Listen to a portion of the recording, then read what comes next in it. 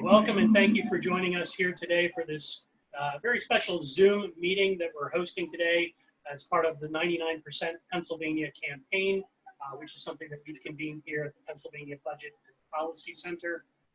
We are really pleased to have a special guest with us today. We'll be talking about that in just a moment. But I do want to let everybody know that we have your lines muted. And we'll keep them muted just to prevent any background noise throughout the meeting.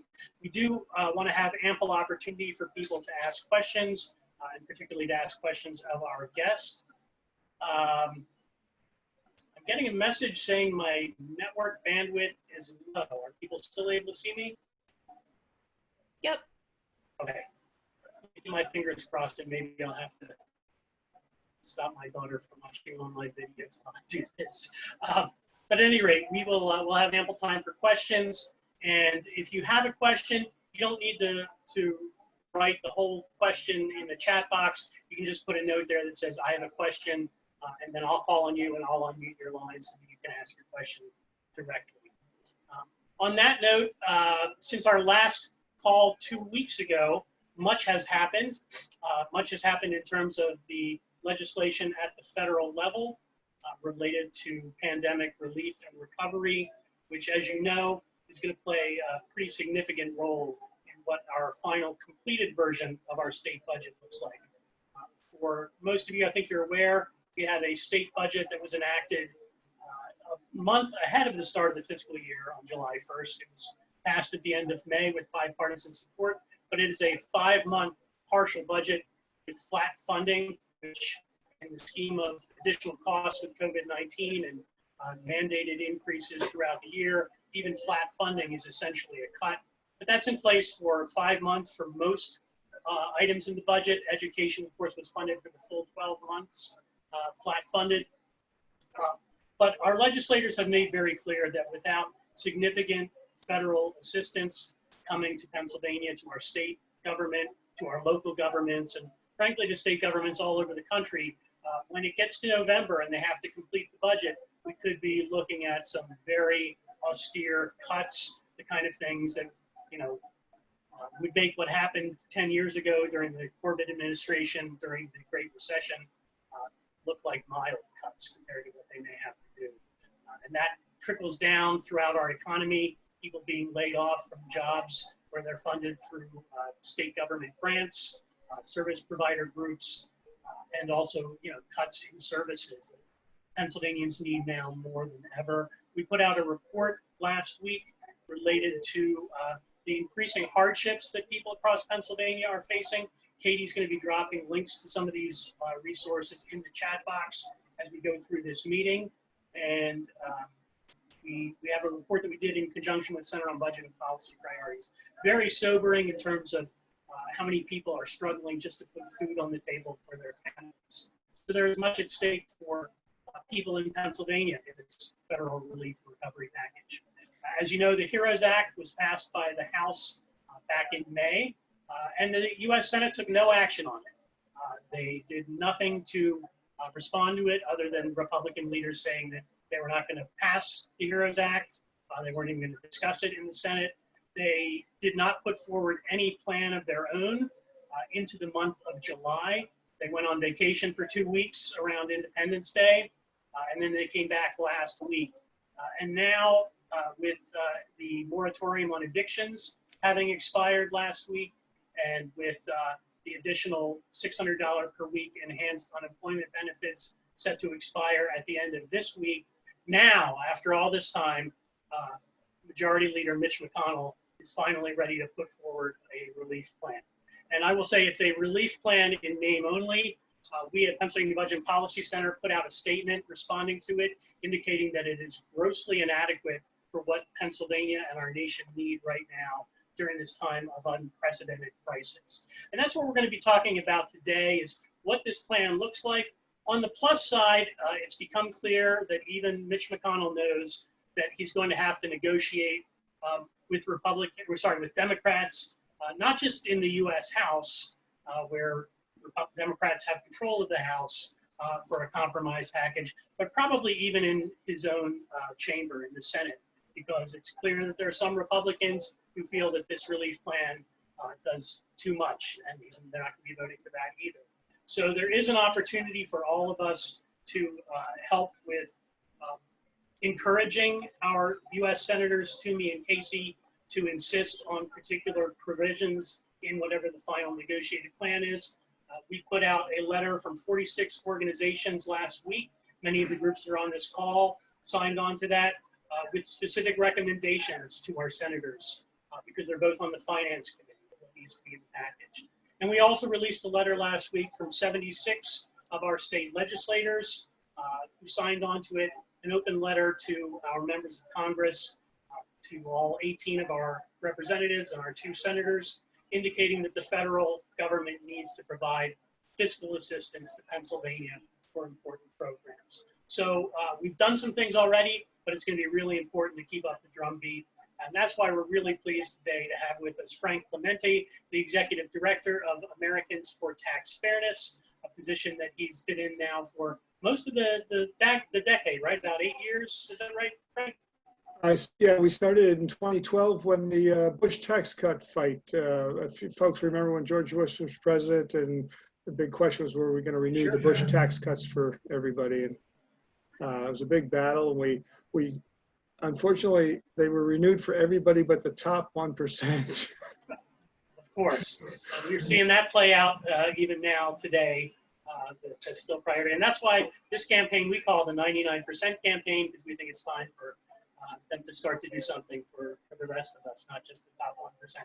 So we are really pleased to have Frank here with us today. He's going to share some information about what's in the package, some ideas about how we go about talking about this, and how we continue to push for the kind of relief recovery package that Americans and Pennsylvanians need.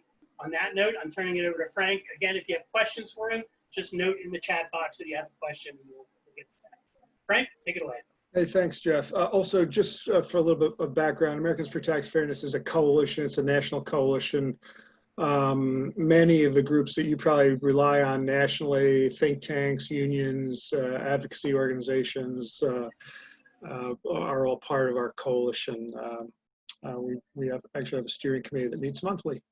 I'm going to share, I put some notes together, which I guess we will share later, but this is what I just kind of want to spend a few minutes walking through, the kind of the state of play, which is really, really confused. And then I want to talk about the differences between the HEROES Act and the HEALS Act, which is the Senator McConnell proposal in the Senate, and then wrap up from there.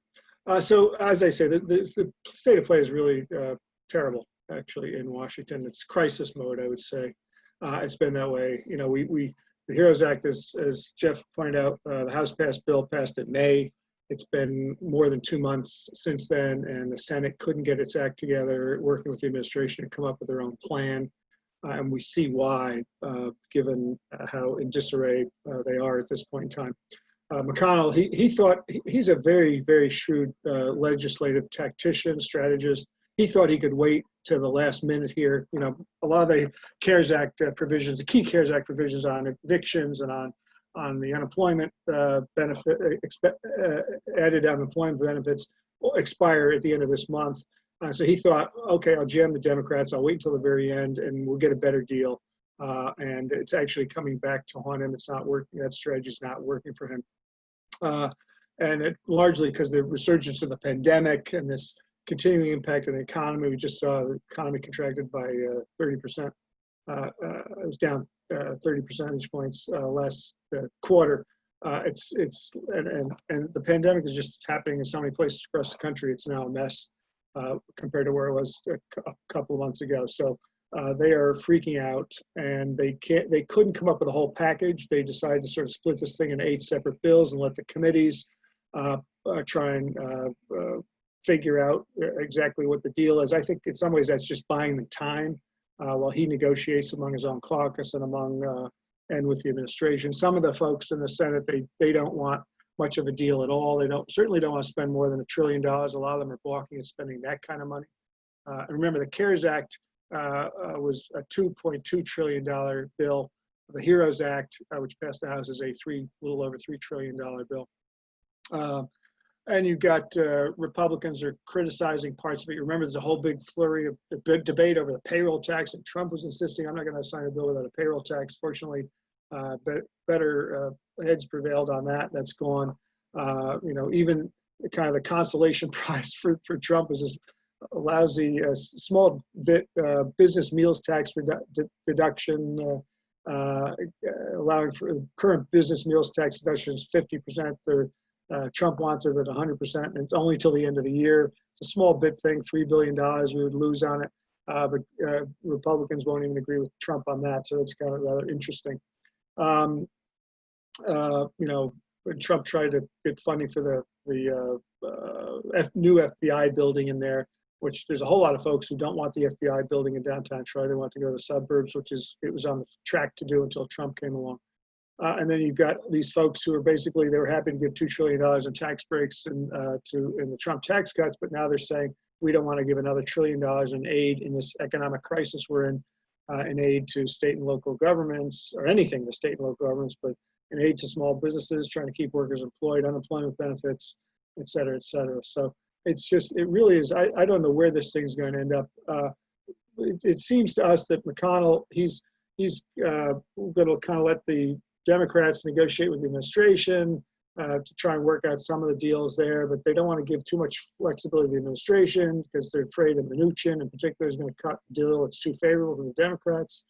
I think the biggest problem from McConnell is he's got probably 10 Republicans in Senate races this year, now in competitive Senate races this year, and to come up empty on unemployment, to come up empty on stopping evictions, to come up empty on aid to state and local governments is pretty much a non-starter for those folks. So he's going to have to get a whole lot of Democrats to support his bill, I believe, because I don't think he's going to lose a chunk of Republicans on this thing, hardliners in particular.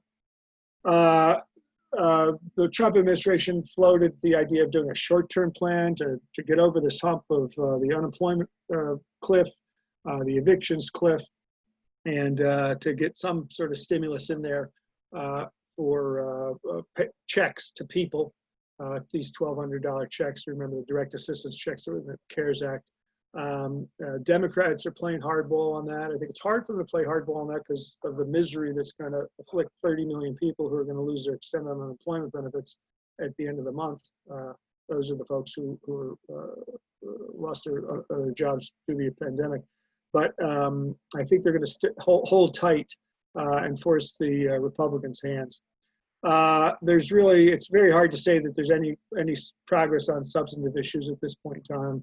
A lot of airing of differences. Meetings aren't going on very long between Pelosi, Schumer, and Mnuchin and Meadows. I just don't. We're flying blind, and it's a tragedy given the vulnerability of so many people across the country. But this is what you get when you've got an ideological mess and intransigence and a failure, I think, on the Republican side to really understand that. Other than understanding the problems of businesses, they just don't seem to get very much the problems of real people. So.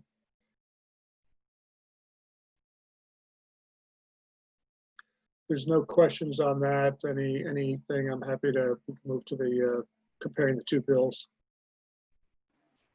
We're going to take one question right now, Frank. We have one, and then we'll let you go back to the rest of the presentation. But we do have a question from our friend Pat.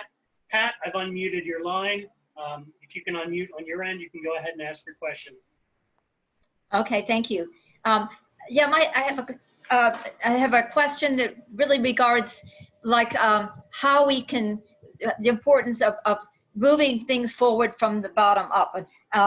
I wanted to bring to our attention, first of all, the Worker Relief and Credit Reform Act that was introduced by Congresswoman Gwen Moore and Marcia Fudge, both part of the Congressional Black Caucus, which would expand the earned income tax credit by redefining the work and workers to include unwaged family caregivers, mothers and other unwaged family caregivers, and students and higher education, low-income higher education students.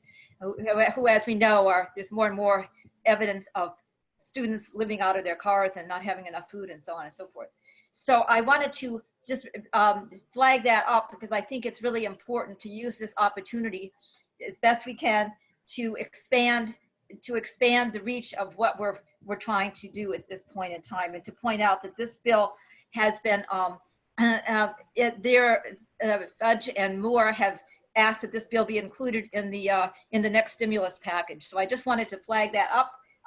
Recently, I know it's House, but Dwight Evans, Congressman Dwight Evans has just signed on, and we're really, with the Global Women's Strike and Every Mother's Working Mother Network, we're pushing this forward. And then just another quick thing to put on the radar screen, that on the state level, what's happening with this rainy day fund, and we really have to move forward on the general assistance and increasing TANF benefits. These are critically needed at this point in time.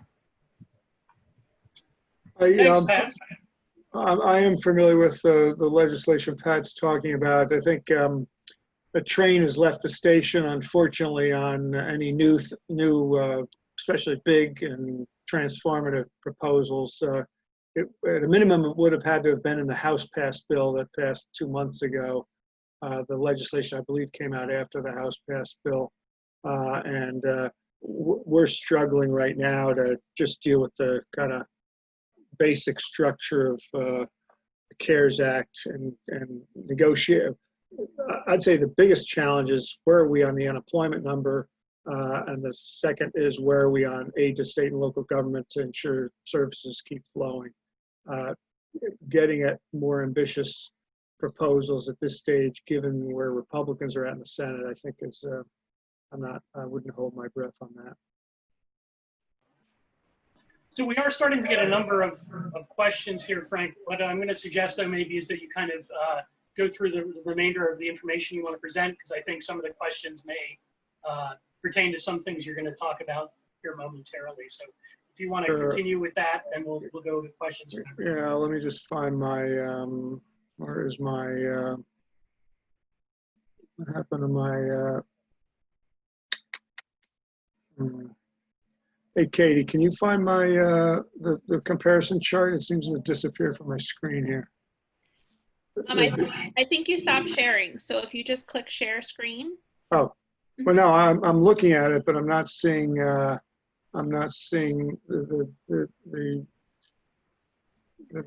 thing in my choices here.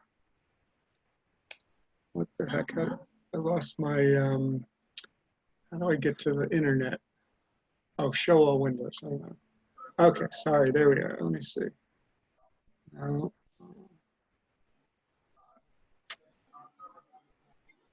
How do I get to the, when you click share screen, Frank, you should have the ability to show either all your windows or a specific window. Yeah, I see. I'm not seeing my, my comparison document I did. Come on. Sorry, gang.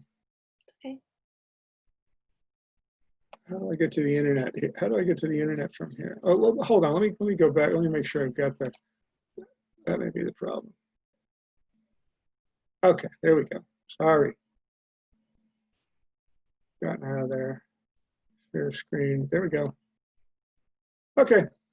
And there's this link will be available in the materials that Jeff will share. So what I've done here is put together the HEROES Act on one side and the HEALS Act, which is the name of the Republican bill, on the other side. This is based on a Congressional Progressive Caucus Center detailed comparison. You can click that link and you get tons of more information. I've tried to highlight the big stuff here. Taxes is first, because that's what we work on. I know it's not necessarily what you all work on, but very quickly, we had a big win in the HEROES Act. It repeals a $135 billion tax break that went to pass-through businesses. These are businesses, S corporations, LLCs, private partnerships, businesses where the individual who owns the business, they pay taxes not as a corporation, but as through the personal income tax system. There was a huge tax break in the CARES Act. It was one of the most disgusting tax breaks I ever saw. And it was it cost $135 billion, and it benefits 43,000 millionaires. It gives them an average tax cut of $1.6 million each year, to each of them this year alone. more in later years. And so that got repealed in the HEROES Act. It's still in the Senate proposal. I doubt we'll get it taken out, but we really tried hard. You can click on a link there. It says see potential revenue. We actually estimate how much would come to your state. And in the case of Pennsylvania, you would get $9.4 billion of the $250 billion. I think that's way enough to cover your shortfall this year and possibly next. So that's the kind of scale we're talking about in terms of thinking about these huge tax breaks that Republicans are willing to give away at the drop of a hat, and how they affect others. There was a major win in the Senate bill, and that no other bad corporate tax cuts have been in there, or tax breaks for the rich have been in there. So that was a huge win. We all worked really hard to keep those things out.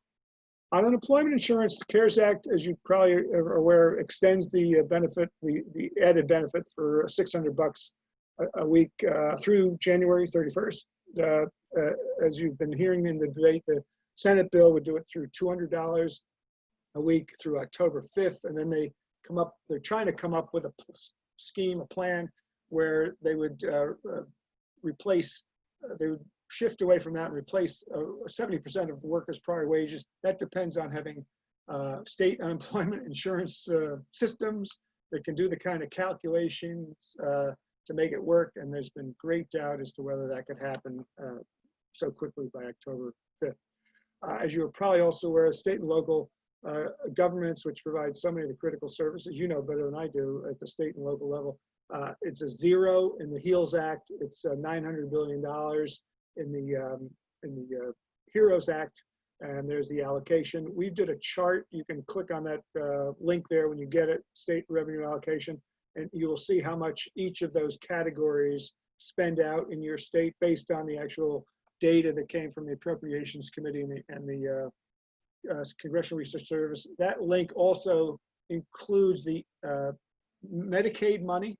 There was $117 billion of Medicaid money. It's lower down in these categories here. And then there's $90 billion in education funds, most of it going to all public school institutions, pre-K through 12, and then some chunk of change for colleges. The direct cash assistance, they're closer together on this one. They're really pretty close. Additional payment of $1,200, essentially per adult, up to $6,000 in the House, and in the Senate. In the House, it's $1,200, including $1,200 for your kids, your dependents. In the Senate, it's $500 for the dependents, so their total would be a bit less. The small business, the job retention kind of category is more geared towards smaller businesses. You remember the Paycheck Protection Program. This is the program that has shelled out probably over $600 billion in aid. A lot of it grants, loans that are forgiven if they retain their employees.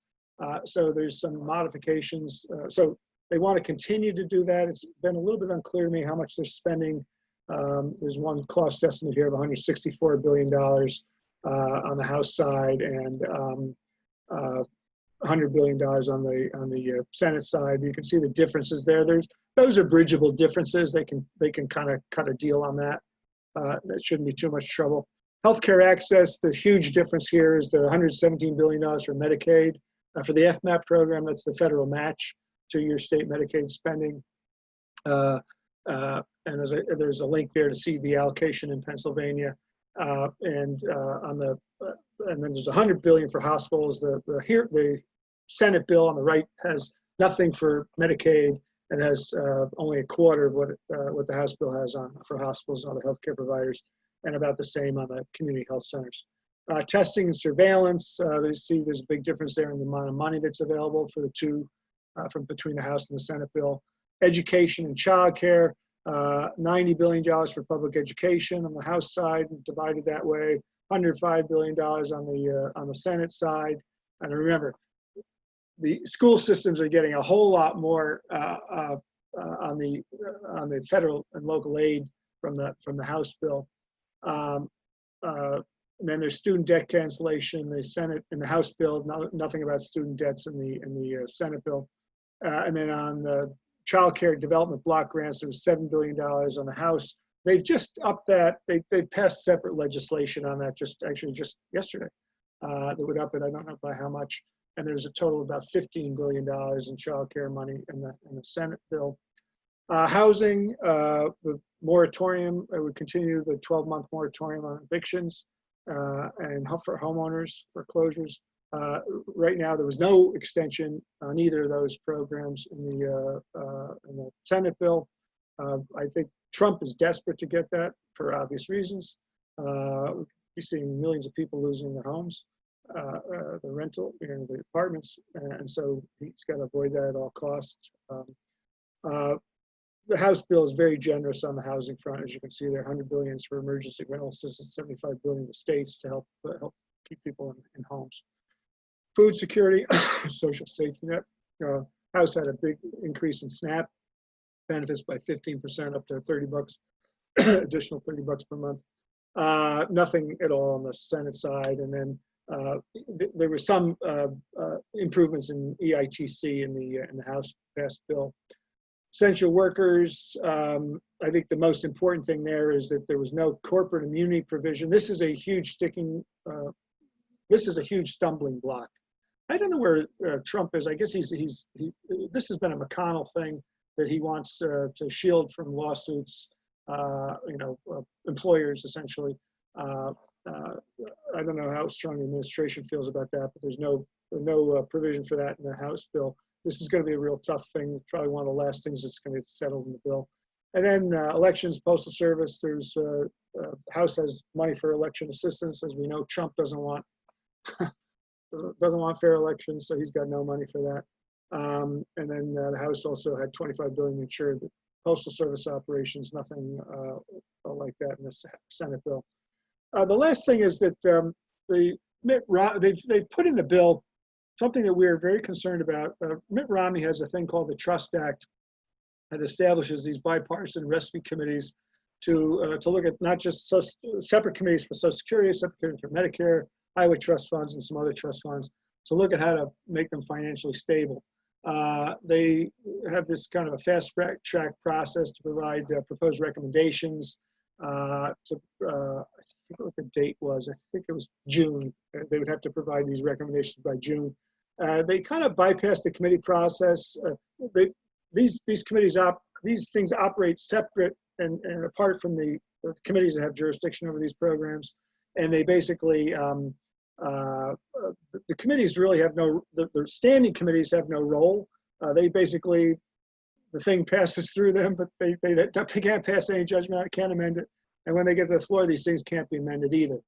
And so, a small group of people are coming up with a plan to amend, to how to resolve Social Security, how to resolve Medicare. Our great fear is that they're largely going to resolve it, certainly not by increasing benefits on the Social Security side, but they're going to resolve it more by spending cuts than by tax increases, because there's a lot more folks that are comfortable doing the spending cuts than are comfortable raising revenue. And we think the debate, if we have a Democrat in the White House and Democratic Congress, we think we'll be in much better shape to push to improve these programs through tax revenue over the next 2 years, 4 years than we will going through Mitt Romney's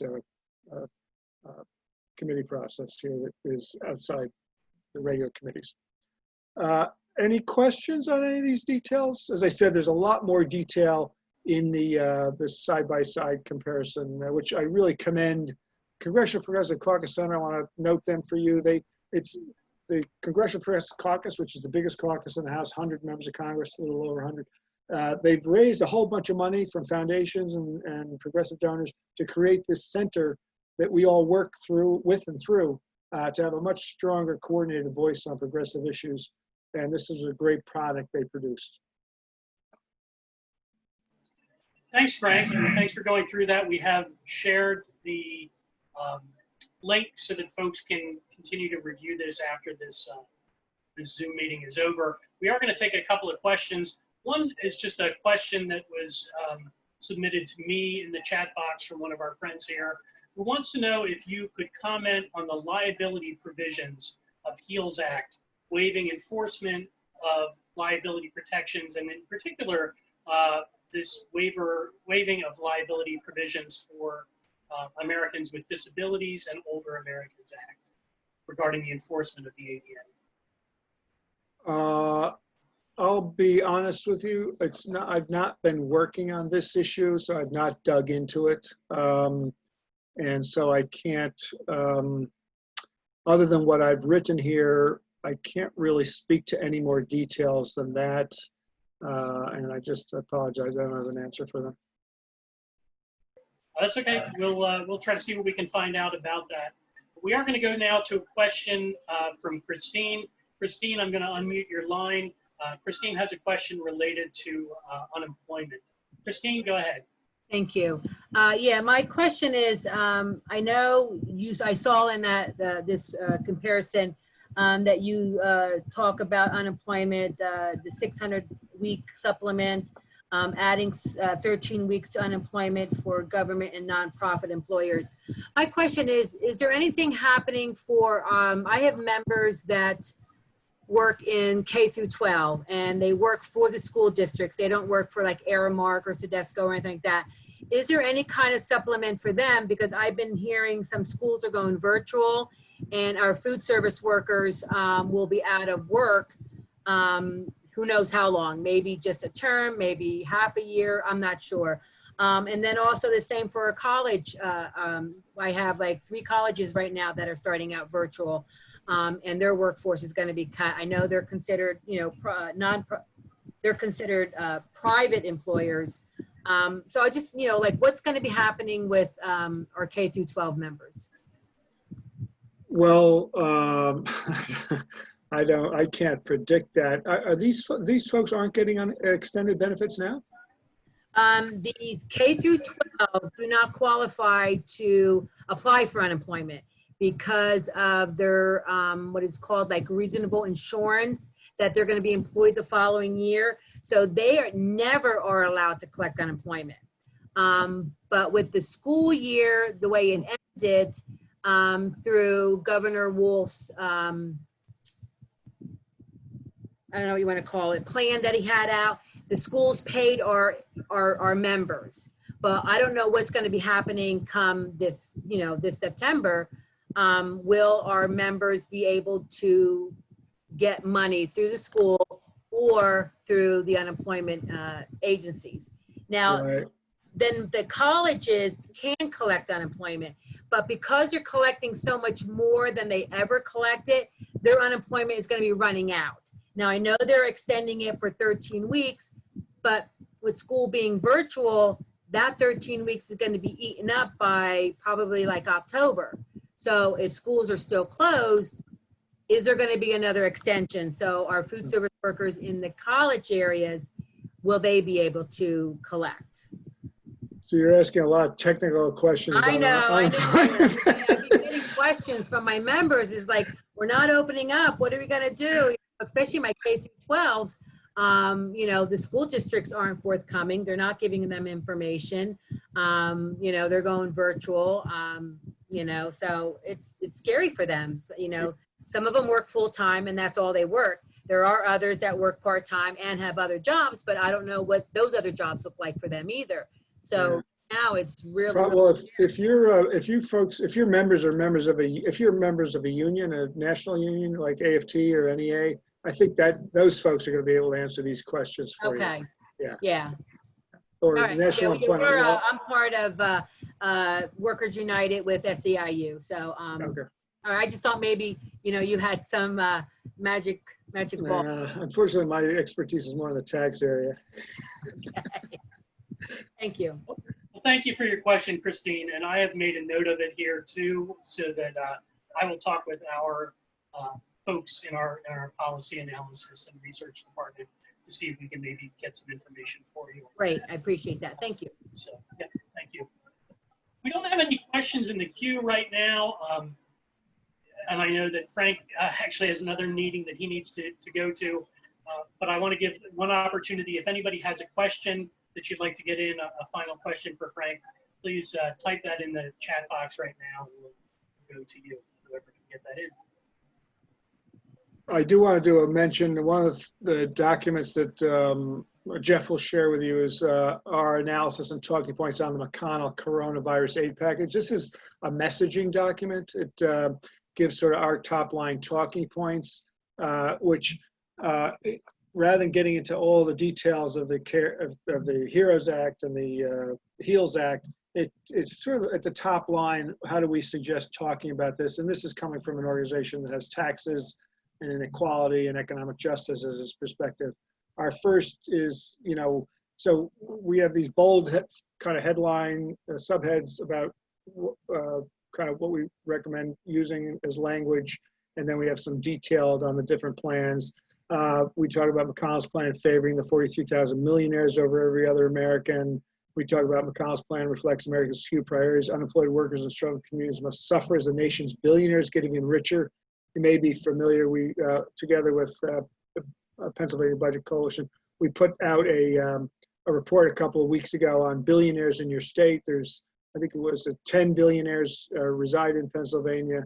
Their wealth had grown by $1.7 billion during the pandemic, and your budget shortfall is $2.2 billion. So you can sort of see the gross inequities that exist in our society with this kind of wealth accumulation by billionaires. How it, in in a lot of states it actually dwarfs how much their wealth has grown during the last 3 months, has dwarfed what their state budget revenue shortfall is. You guys didn't quite match, but anyway, we just think that bringing into this the billionaires, the kind of money that they're accumulating. Jeff Bezos, in one day, his wealth went up $13 billion. And then we have another section here on, well, this talks about their billionaires in every state will continue to gain as all of us who rely on. We're working with Bernie Sanders on doing a billionaires pandemic relief, a pandemic tax bill for billionaires that would tax half of their earnings during the pandemic period. It should be maybe out as early as next week. And then we have a section in here on the HEROES Act and what it does for state governments. We talk about, we just say state governments, but really the best way to talk about it is state governments for critical services, state and local governments to provide critical services like education, healthcare, et cetera. And then in here, there's a link to see this table about how much comes to Pennsylvania in detail. So these are talking points that are going to be available to you as well. Thank you, Frank. We have, and I'm sorry, my apologies for the bad audio on my end. A couple of folks have commented on it. Unfortunately, I've been having a problem with my cell phone and had to use the speakers on my computer and the microphone for that. So it's conflicting a bit with the video. So my apologies. But we did put into the chat box. My colleague Katie has been putting in these links to the materials Frank has been referencing. There's a link to the side-by-side analysis and also a link to the talking points document that Frank was just talking about.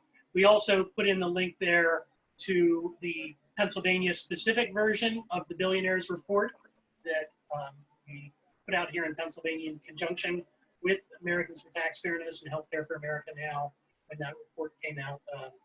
This was just about 2 weeks ago. So, we do have one final comment here from our friend Jeff, who's noted that some of these unemployment questions could possibly be answered by Pennsylvania's labor and industry via members of Congress who've had both Secretary Alexiak and his unemployment compensation staff on virtual town hall meetings. They have been holding those. I think they're on their 10th one now of these that the labor and industry department PA is doing. So we'll continue to share that information, get that out to folks that we have.